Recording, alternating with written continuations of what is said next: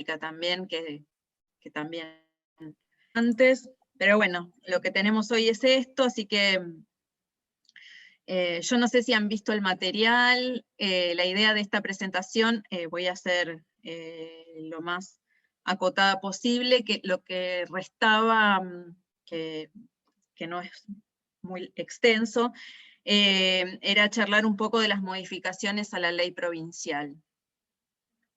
Que podríamos pensarlo como el cierre de todo lo que está planteado en cada uno de los módulos, más o menos ciertas digresiones que fuimos teniendo en esas presentaciones.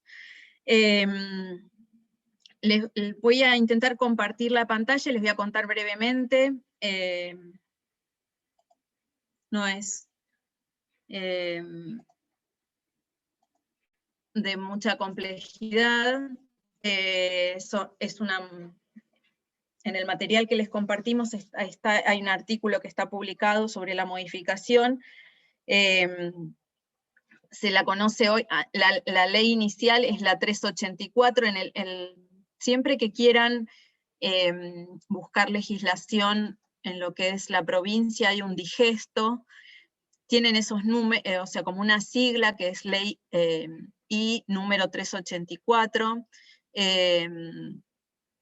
inicialmente es la ley esa 5.845, que es la que vemos ahí mencionada, y la última modificación, que la nombra como, llama esta ley la 648, que es la actual, es del 2019.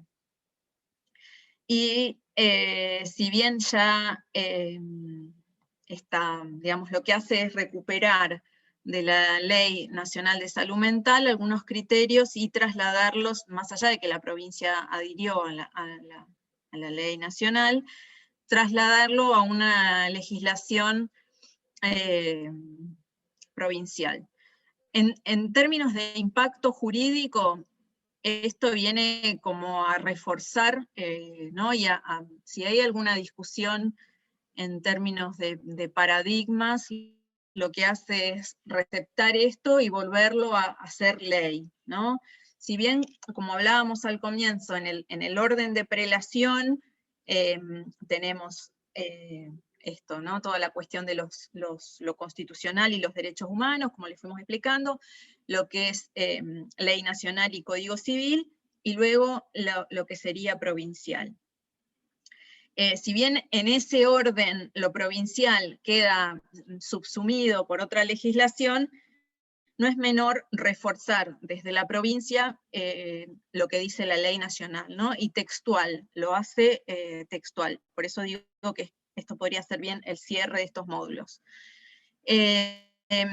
La modificación de la ley, o sea, la ley 648, cuando la busquen en el digesto, van a ver que solo figuran las modificaciones, ¿no? Entonces van a tener que tener la 384 y la 648 para leerlo, eso es como medio engorroso, pero bueno, sabiendo que hay una modificación del 2019, aunque no se acuerden el número, que no es relevante, lo que implica esta modificación es el cambio en el artículo 1 sustituye el artículo 3 y el artículo 6. En el artículo 3 están las definiciones, ¿no? Entonces ahí replica el artículo 3 de la Ley de Salud Mental, que lo vimos, es el que define lo que se considera, según la Ley, salud mental, y también el tema de capacidad, ¿sí? La presunción de la capacidad, la regla de la capacidad, como la llamamos también. Y ahí define también trastornos mentales, institucionalización, e incorpora, lo llama adicciones. Yo sé de trabajar con el profe Núñez, que bueno, adicciones podría tener cierta controversia en la palabra, pero bueno, así lo dice la ley, y se los transcribí entre comillas por eso. También habla de isoprolol.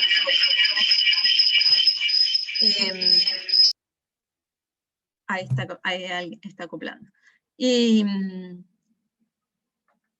el artículo 3, digamos que va a ser estas definiciones de todas estas categorías o estos conceptos que están mencionados ahí, es como una especie de ayuda a memoria, y termina con eso, con el inciso 5, donde incorpora también la cuestión de consumos problemáticos.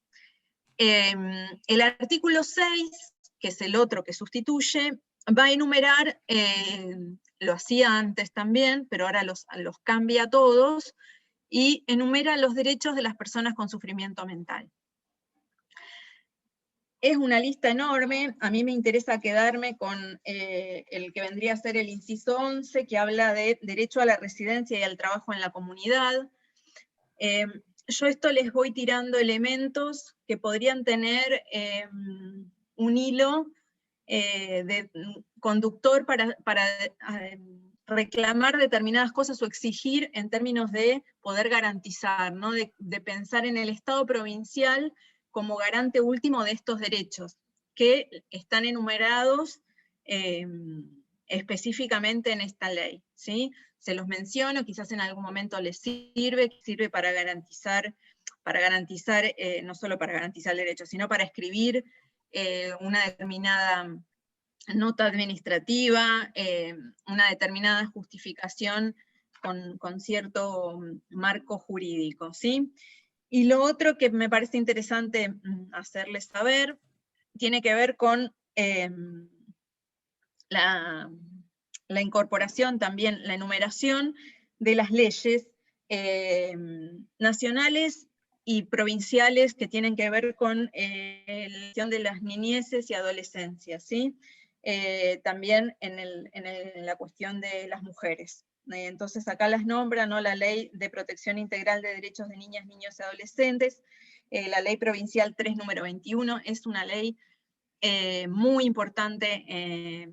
La mayoría de los juzgados de familia es una ley pionera, y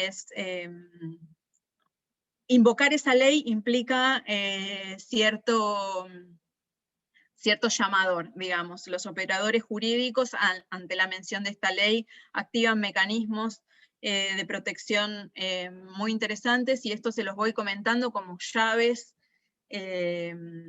o herramientas jurídicas que podrían hacer un acompañamiento ante derechos vulnerados, ¿no? o el restablecimiento de algunos derechos.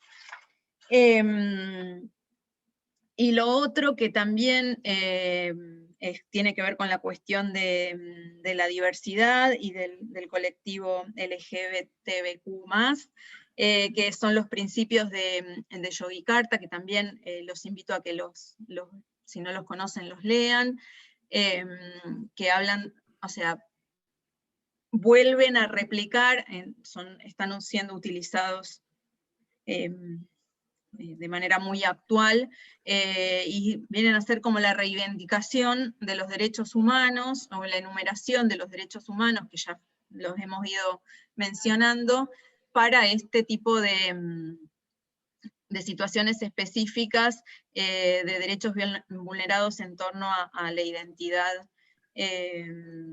y de género, ¿no? Esas serían las principales cuestiones de estos dos artículos que sustituye. Está claro que es muy moderno, moderno no sería el término más apropiado, sino que tiene que ver con que el artículo 6 es de una actualidad interesante de recuperar desde la perspectiva de género y salud mental.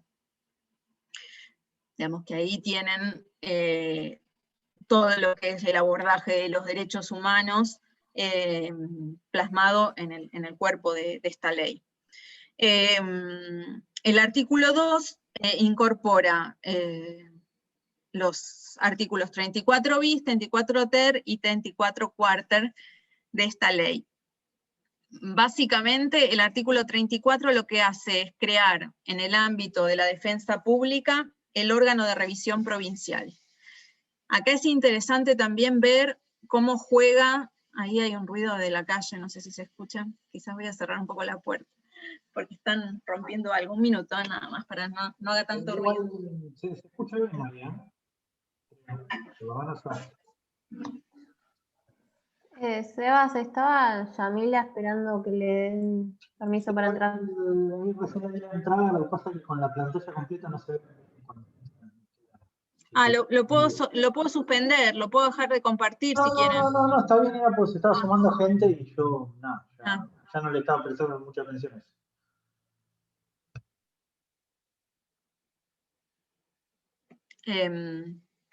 Cerré la puerta, no sé si se escucha un poco mejor, pero había un ruido de ambiente fuerte. Bueno, acá lo retomo. ¿Estamos bien? ¿Sí? ¿Sí? Sí. Acá otra vez volvemos a esto, a partir de lo que hay en legislado, recuperar la importancia del enfoque de derechos, que ya no es un enfoque, esto lo habíamos hablado un poco. Ahí, a ver. O hay algo en el chat, o te aparecen a vos si hay alguien, ¿no? En la sala. Sí, era que gente que estaba entrando. Ok. Porque van a ver que todos los procesos en los cuales esté involucrada en general la capacidad, las internaciones y demás, van a ir de la mano con lo que tiene que ver con la defensa pública, ¿no? Un poco lo vimos, lo fuimos charlando, y acá no es menor que se cree con esta ley un órgano de revisión dependiente de la defensa pública. Si bien la ley aclara que es un órgano multisectorial, el término que utiliza es ese, multisectorial, porque va a haber integrantes del Ministerio de Salud, de la defensa pública,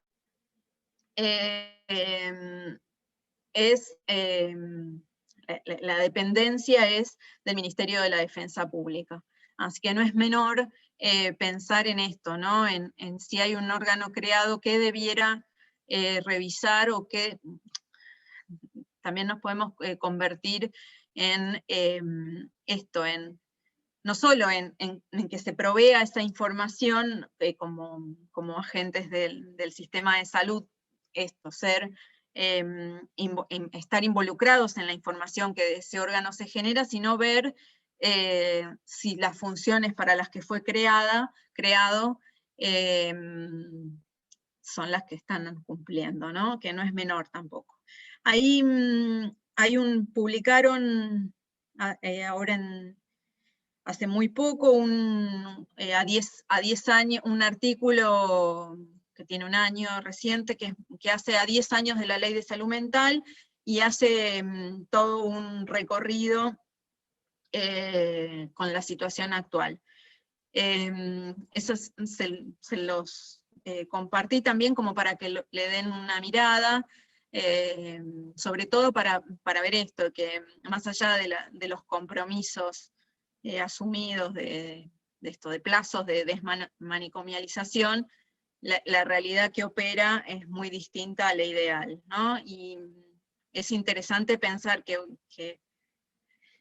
haya un órgano de revisión en una instancia provincial, que esto implica tener gente haciendo tareas de monitoreo, con un presupuesto, con un determinado cargo, con una determinada función, y bueno, pensar que sea funcional al campo, ¿no? A esto, a donde sucede, y no que sea esto, una erogación presupuestaria donde nadie sabe qué hace, cómo funciona este órgano. La ley también sirve para eso, porque allí enumera las funciones de este órgano. Yo lo encontré en Facebook, allí van haciendo publicaciones relativamente actuales. En el artículo 34 cuarter enumera quienes debieran integrar, o sea, la composición de ese órgano, y el último del artículo de la ley habla de esto, que ese también es una llave interesante, que habla de cooperación entre organismos como para hacer un control convencional. Cuando hablo de control convencional, hablo de control en términos de derechos de las convenciones. A eso se le llama, y lo van a escuchar, está bastante instalado cuando habla en los discursos, el control de constitucionalidad y el control convencional. Cuando se dice el control convencional, se habla de las convenciones, ¿sí? Convenciones y pactos, y lo que hablamos de derecho internacional. Entonces la ley lo que hace es decir, bueno, si en alguna determinada situación específica hay un relevamiento de este órgano que necesita la cooperación de determinado organismo, o es más, eso no recuerdo si lo hablamos, pero de los pactos, de las convenciones, cada tanto se van haciendo, los estados van enunciando consultas, se las llaman así, consultas que son recomendaciones al Estado argentino, ¿no? Entonces esas consultas están escritas y, digamos, puede ser en una causa específica que les llegue a ustedes, que sea requerida algo que está expresado en una de esas consultas.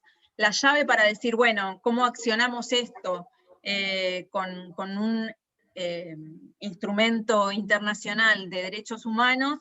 Es esta ley, digamos, ¿no? Y ahí habla de promover la cooperación y la complementariedad con mecanismos nacionales e internacionales de monitoreo de aplicación de convenciones de derechos humanos.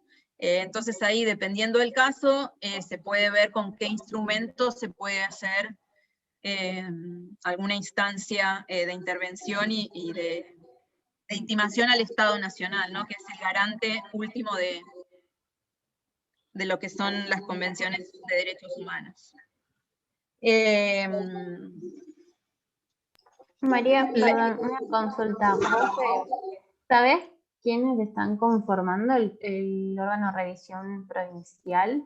No, la verdad que no lo... De hecho, un poco tenía bastante clara la modificación en el sentido de la letra que recuperaba de la ley de salud mental nacional, pero no del órgano. Tampoco he tenido hasta donde, o sea, yo actué como abogada de parte en algunas internaciones involuntarias y no he visto ni una mención en todo, digamos, en todo el cuerpo ni del proceso, ni de la defensoría, ni demás. Entiendo que debe intervenir en estas dos actuaciones particulares mías.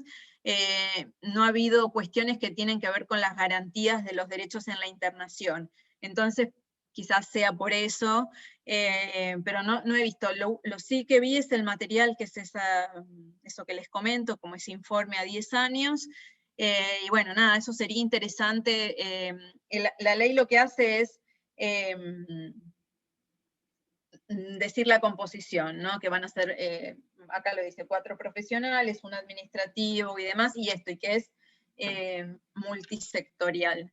Pero bueno, está bueno pensar en esto, es del 2019, que es relativamente reciente, ver cómo esto, si funciona, si no funciona, cómo está integrado y demás. Hasta ahora, en lo que yo he llevado adelante, no he tenido, digamos, no me he cruzado, digamos, con los integrantes.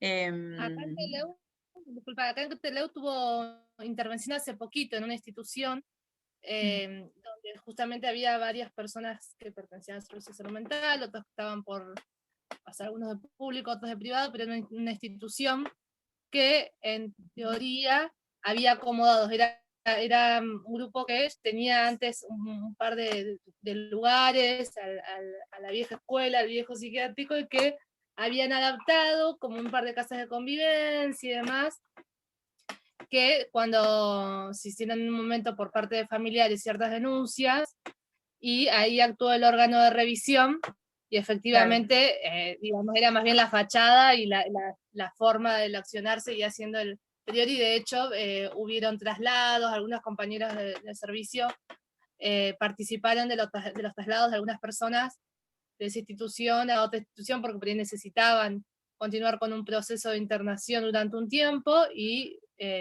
sé que ahí intervino el órgano. Claro, Eso fue ahora. por eso hice la aclaración de que en los procesos en los que yo intervine no había, digamos, el control de las garantías constitucionales, digamos, no había irregularidades en ese sentido. Así que, nada, me interesa saber bueno, que hay algo que está funcionando, y el fin de este órgano es eso, es monitorear y supervisar las condiciones principalmente de internación, ¿no? Y el acceso a derechos en las cuestiones de salud mental. Así que, nada, seguramente ustedes estén más en contacto con lo que es Trelew, y bueno, nada, si en algún momento consiguen algún material o quieren, me lo pueden mandar, después le pueden pedir al licenciado el mail mío, si quieren incluso leer algún documento o algo, siempre quedan las puertas abiertas. Ahí vi que hablaban de 10 minutos. Me parece que nos volvemos a conectar con el mismo cuando se corte. Sí, en lo que es la presentación aquí terminaría. En el artículo este que les compartí pueden ver esto que fuimos leyendo,